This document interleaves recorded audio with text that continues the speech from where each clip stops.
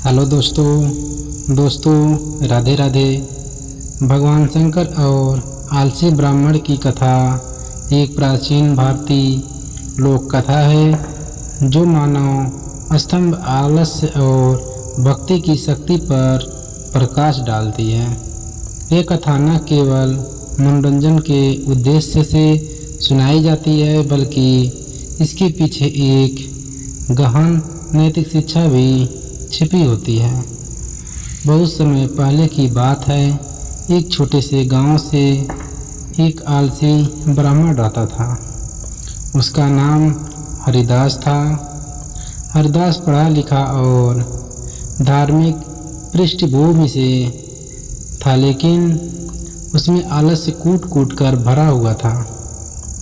वह अपने कर्तव्यों को निभाने में अक्सर टाल मटोल करता था और सोचता था कि बिना मेहनत किए ही उसे सब कुछ प्राप्त हो जाए। हरिदास के जीवन और आलस्य। हरिदास का घर बहुत साधारण था।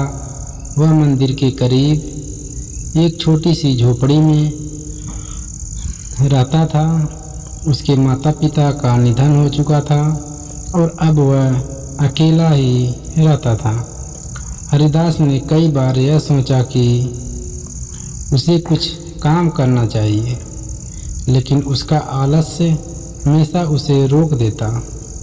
वह मंदिर में जाकर भगवान की पूजा करता और घंटों बैठकर सोचता कि भगवान शिव कृपा करेंगे और उसे कुछ धन धान्य मिल जाएगा। वह गांव के अन्य लोगों से सहायता मांगता, लेकिन उसके आलस्य के कारण लोग उसे दूर ही रहते। उसके दोस्त भी उसकी सहायता करते करते थक गए थे। हरिदास का विश्वास था कि बिना मेहनत किए भगवान शिव उसकी मदद करेंगे, क्योंकि वह नियमित रूप से उनकी आराधना करता था।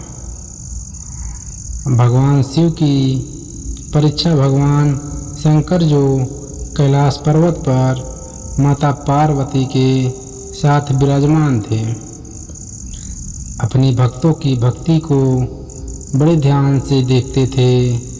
उन्होंने हरिदास के मन में की स्थिति को देखा और माता पार्वती से कहा, यह ब्राह्मण प्रतिदिन मेरी पूजा करता है, लेकिन इसमें परिश्रम की कमी है। मैं देखना चाहता हूँ कि यह अपनी स्थिति में सुधार कैसे कर सकता है। माता पार्वती ने उत्तर दिया, स्वामी, वह आपकी भक्ति करता है, परंतु केवल भक्ति से जीवन सुधार नहीं होता। उसे अपनी आलस्य को त्यागना होगा। भगवान शिव ने तय किया कि वे हरिदास की परीक्षा लेंगे और उसे यह सिखाएंगे कि कर्म के बिना जीवन में कुछ नहीं मिलता। भगवान शिव का वेश बदलकर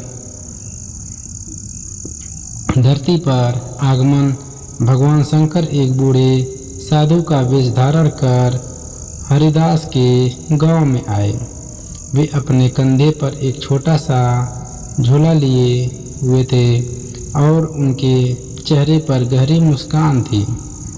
गांव के लोग इस साधु को देखकर आश्चर्यचकित हुए और उनका आदर सत्कार करने लगे। साधु हरिदास की झोपड़ी के पास पहुँचे और उसे पुकारा। हरिदास ने बाहर आकर देखा तो उसे एक वृद्ध साधु दिखाई दिया। साधु ने उससे कहा, वत्स, मैंने सुना है कि तुम भगवान शिव के परम भक्त हो। मैं तुम्हें एक वरदान देना चाहता हूँ। हरिदास के चेहरे पर एक चमक आई। उसने सोचा कि अब उसे कुछ करने की आवश्यकता नहीं होगी और भगवान शिव ने उनकी सुन ली। उसने साधु के सामने हाथ जोड़कर कहा, स्वामी मुझे ऐसा वरदान दीजिए कि मैं बिना मेहनत के ही संपत्ति और सुख प्राप्त कर सकूं। साधु ने मुस्कुराते हुए कहा, वत्स, तुम्हें जो चाहिए वह मैं तुम्हें दूंगा, परंतु तुम्हें एक शर्त माननी होगी। तुम्हें प्रतिदिन सूर्योदय से पहले उठकर इस गांव के बाहर के बगीचे में जाना होगा और वहाँ 108 बार शिव मंत्र का जाप करना होगा। हरिदास की चुनौती। हरिदास ने मन ही मन सोचा कि यह तो बहुत सरल काम है। उसने तुरंत सहमति दे दी। अगले दिन सुबह जब सूरज की पहली किरणें धरती पर पड़ी, हरिदास की नींद खुली, लेकिन उसने खुद को थका हुआ महसूस किया और सोचा, आज नहीं कल से शुरू करूँगा। ऐसा करते करते कई दिन बीत गए। हरिदास हर दिन आलस्य के कारण अपना संकल्प तोड़ देना। साधु ने एक दिन पुनः आकर हरिदास से कहा, वत्स, क्या तूने मेरे बताए हुए मंत्रों का जाप शुरू किया? हरिदास ने झिझकते हुए उत्तर दिया, स्वामी, मैंने कोशिश की, परंतु मैं समय पर उठ नहीं पाया। साधु ने गहरी सांस लेते हुए कहा, वत्स, सफलता पाने के लिए कर्म करना आवश्यक है। यदि तुम आलस्य नहीं छोड़ोगे तो भगवान शिव की कृपा भी निष्फल हो जाएगी। हरिदास का यह परिवर्तन हरिदास को साधु की बातों को ने प्रभावित किया। उसने निश्चय किया कि वह अगले दिन से आलस्य को त्याग देगा। उस रात उसने मन में ठान लिया कि वह सूर्योदय से पहले उठेगा और बगीचे में जाकर मंत्रों का जाप करेगा। अगले दिन उसने खुद को उठाया और बागीचे की ओर बढ़ा। सूरज की पहली किरणें उसके चेहरे पर पड़ रही थी और हरिदास ने महसूस किया कि उसकी आत्मा को एक नई ऊर्जा प्राप्त हो रही है।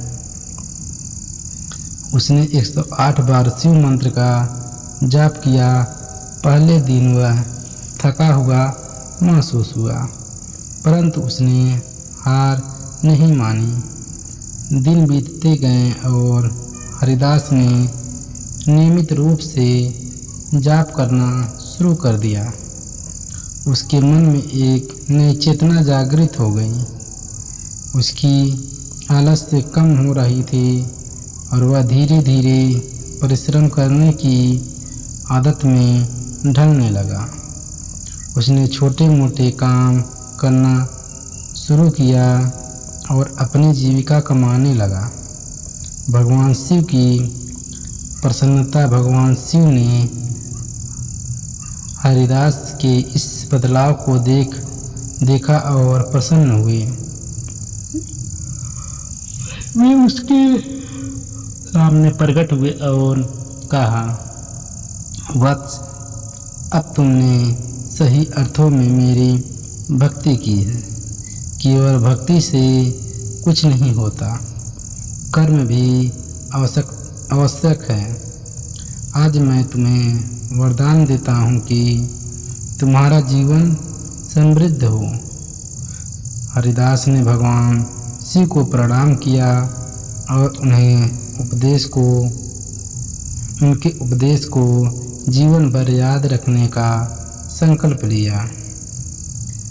अब वह आलसी नहीं रहा, वह परिश्रमी और दृढ़ निश्चयी व्यक्ति बन गया था। निष्कर्ष यह है कि दोस्तों, हमें यह सिखाती है कि केवल भक्ति या इच्छा से ही सफलता नहीं मिलती।